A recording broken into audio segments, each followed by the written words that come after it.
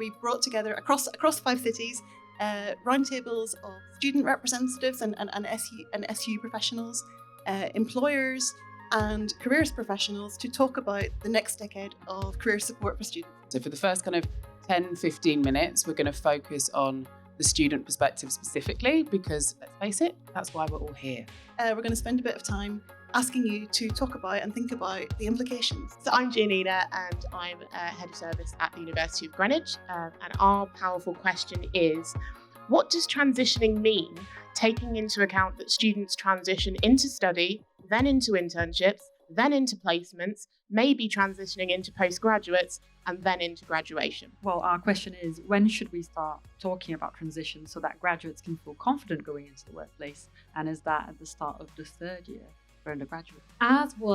Is that exploration stage really a stage, or is it more an iteration and a set of skills that you should have kind of throughout your life? Exploring the opportunities around students in their regions, connected to their university, but we're also talking about exploring self. So the personal narratives that they hold, the values, the interests, that kind of thing, that help shape how they see their career path and how they fit in the world. But I think there is a fundamental tension that we don't talk about enough, which is that quite rightly an institution cares about all its students and all its students' outcomes.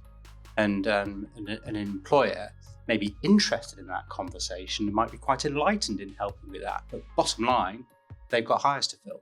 At the start of your module, you get this very fancy page where it's like, these are the skills you're going to develop by the end of your module. And then at the end of your module, you may look back at it and you're like, I don't really know what I did to develop these skills. I've read some content, I've written some essays, I got some marks, but it's very hard to see straight away how those translate into skills. How the sense of belonging and the sense of how you develop as a young person is, you can't necessarily expect them to be engaging in careers before they've engaged with, I'm a successful student.